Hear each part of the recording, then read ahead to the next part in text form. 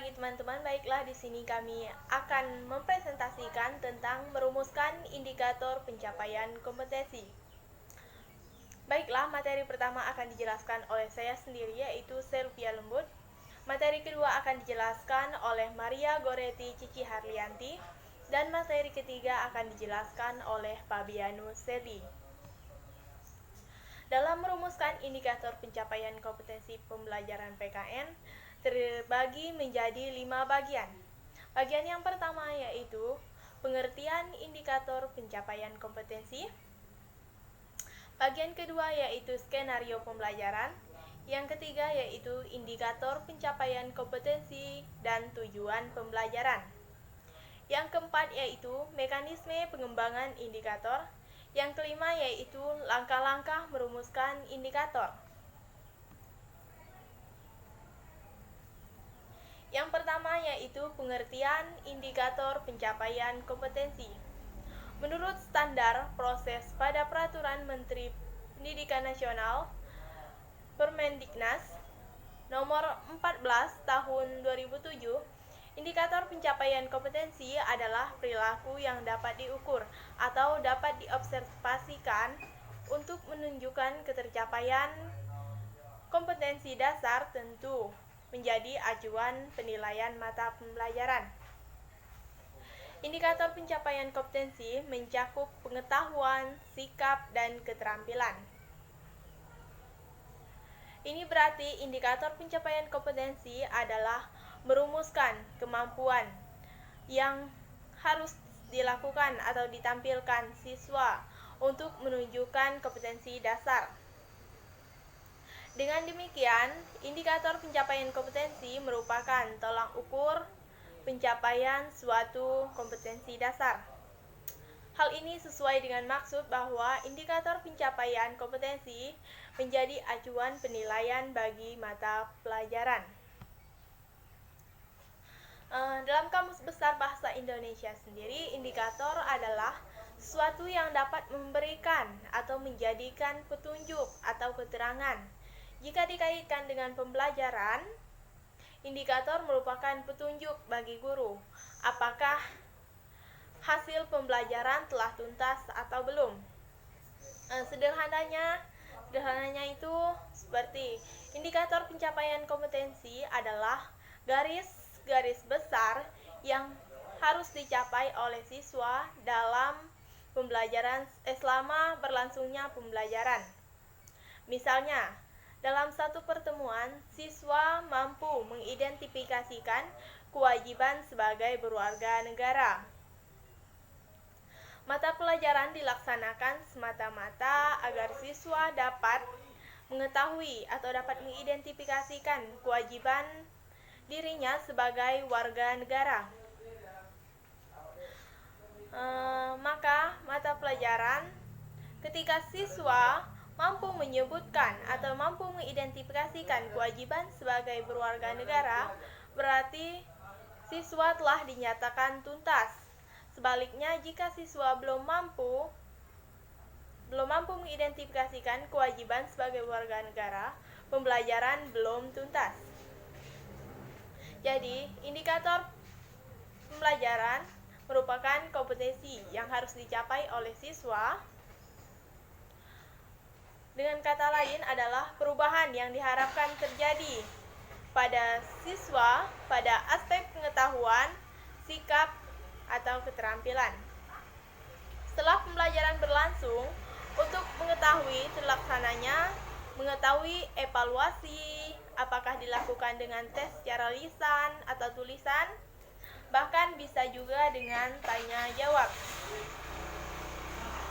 Demikian penjelasan dari saya. Materi kedua akan dijelaskan oleh Cici Harlianti.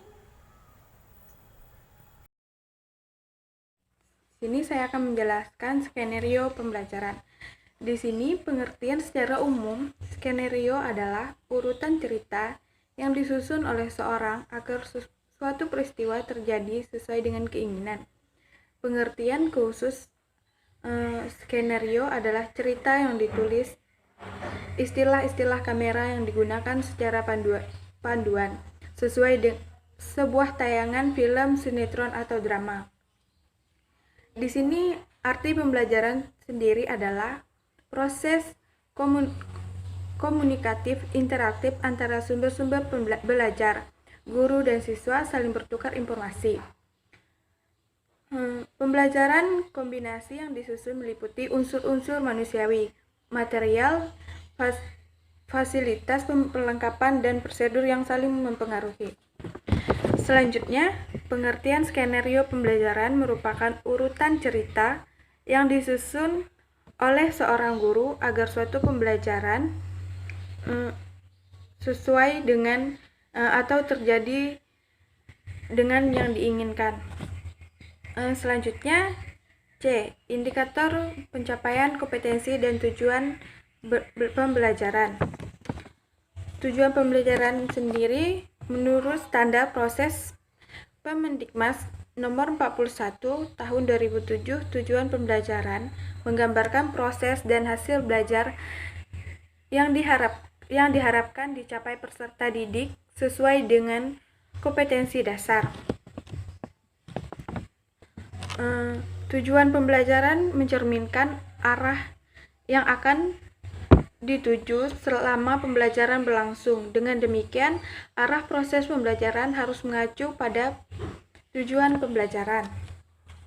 Selanjutnya, pembedaan indikator pencapaian kompetensi dengan tujuan pembelajaran. Setiap siswa diukur pencapaian kompetensinya merujuk pada pengertian dan tujuan pembelajaran.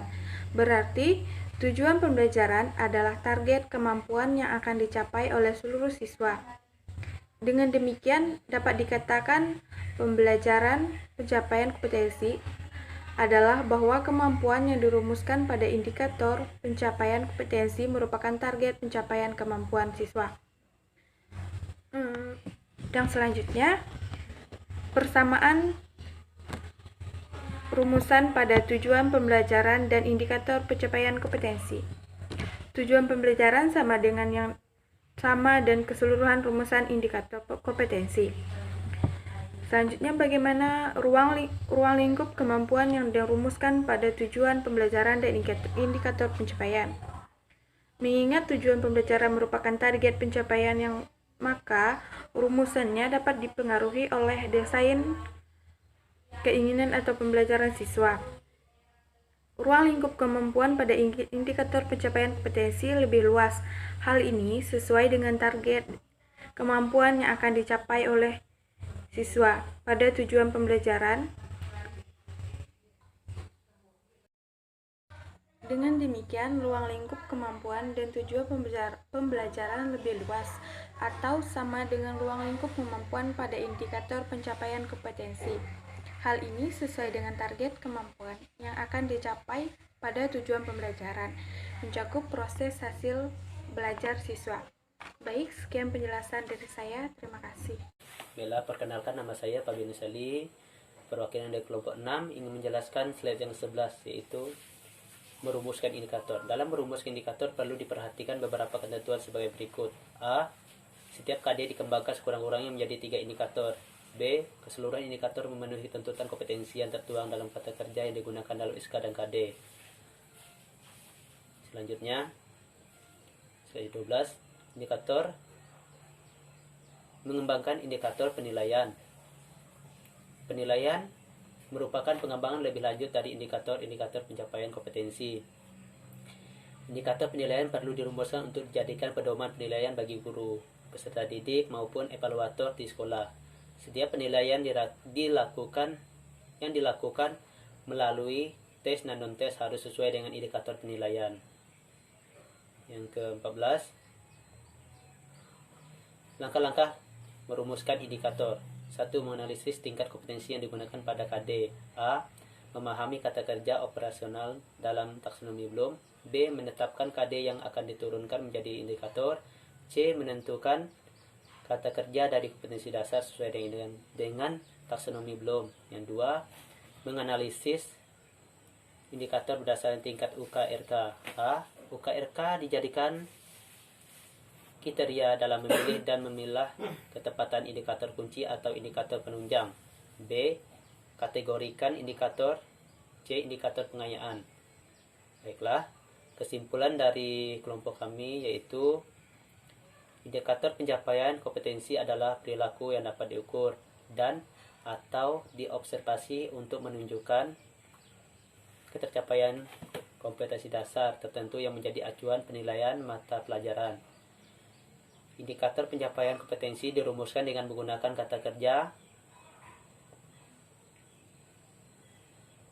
operasional yang dapat diukur yang mencakup pengetahuan, sikap, dan keterampilan. Baiklah, sekian presentasi dari kelompok kami. Kami ucapkan terima kasih.